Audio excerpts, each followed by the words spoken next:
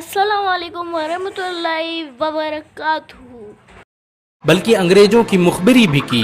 मुसलमानों ने ही अंग्रेजों के खिलाफ सबसे पहले हथियार उठाए। 1772 में शाह अब्दुल अजीज ने अंग्रेजों के खिलाफ फतवा देते हुए ऐलान किया कि अंग्रेजों की गुलामी हराम है और हर मुसलमान पर फर्ज है कि वो अपने मुल्क और देश की आजादी के लिए खुद को कुर्बान कर दे। 1857 में होने वाले विद्रोह की प्लानिंग एक मुसलमान मौलवी अहमदुल्ला शाह ने की थी। वो भारत के अकेले इंसान थे जिन पर अंग्रेजों ने 50,000 रुपए का इनाम रखा था।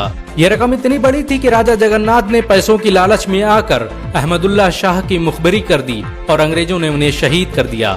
बहुत कम लोग जानते हैं कि 1857 में शहीद होने वाले 90% लोग मुसलमान थे। जालियांवाला बाग में जनरल डायर की गोलियों का निशाना बनने वाले अधिकतर लोग भी मुसलमान थे। भारत की आजादी का नेतृत्व करने वाले संगठन इंडियन नेशनल कांग्रेस के 9 से अधिक प्रेसिडेंट मुसलमान रहे। गांधी जी ने अफ्रीका में जहां वकालत की पढ़ाई की, वो कॉलेज भी एक भारतीय मुसलमान का था और वह जब भारत में आए तो उन्होंने आजादी के लिए अली ब्रदर्स के साथ काम करना शुरू किया जो कि मुसलमान थे।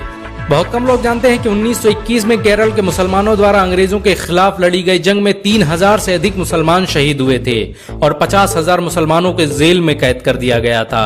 ये आंदोलन मोपला मुस्लिम आंदोलन के नाम से जाना जाता है। 1942 में शुरू हुए भारत छोड़ो आंदोलन की रूपरेखा मौलाना अबुल कलाम आजाद ने तैयार की थी।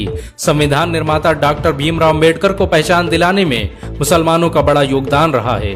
1946 में जब भीमराव अम्बेडकर दलित होने की वजह से इलेक्शन हार गए तो बंगाल मुस्लिम लीग ने उन्हें मुस्लिम इलाके से इलेक्शन लड़ने की दावत दी। इस तरह भीमराव अम्बेडकर संविधान सभा का हिस्सा बन सके। अगर मुसलमान भीमराव अम्बेडकर को इलेक्शन न जिताते तो उन्हें कभी भारत के संविधान को लिखने का मौका न मिलता। भारत की आजादी के लिए सबसे ज्यादा लेख, शायरी, गीत और किताबें मुसलमानों ने ही लिखी। अल्लामा इकबाल के जरिए लिखा गया सारे जहां से अच्छा आज पूरे भारत में गाया जाता है।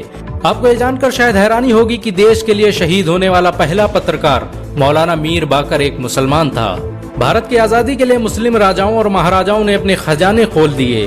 कोलकाता के हाजी उस्मान सईद ने अपना सब कुछ भारत की आजादी के लिए कुर्बान कर दिया। हाजी उस्मान की अमीरी का अंदाजा इसी बात से लगाया जा सकता है कि 1920 तक कोलकाता में बनने वाला हर स्कूल और हर बड़ी बिल्डिंग उन्हीं की थी। कोलकाता के पहले सुपर स्टोर कैश बाजार की बुनियाद हाजी सईद ने ही रखी थी, लेकिन बाद में उन्होंने अपनी सारी दौलत देश को दान कर दी और खुद एक किराए के घर में रहने लगे। अमीर हमजा और अब्दुल हबीब यूसुफ मरफानी जैसे मुसलमानों ने अपनी अरबों रुपये की संपत्ति देश की आजादी के लिए कुर्बान कर दी। सुभाष चंद्र बोस द्वारा अफगानिस्तान में स्थापित की गई सरकार में 9 में से 5 मंत्री मुसलमान थे। भारत की आजादी के लिए देश भर में मौजूद मस्जिदों को किलों की तरह इस्तेमाल किया गया। इन मस्जिदों में सुबह शाम हर वक्त भारत की आजादी के लिए ऐलान हुआ करते थे। आजादी के वक्त कोई मस्जिद ऐसी नहीं थी जिसकी दीवारों पर मुसलमानों का खून न लगा हो।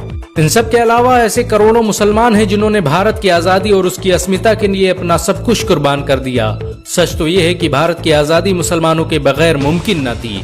भारत आज भी आजादी के लिए मुसलमानों का एहसानमंद है। अगर एक मुसलमान होने के नाते आपको गर्व महसूस हुआ हो तो इस वीडियो को लाइक और शेयर जरूर करें।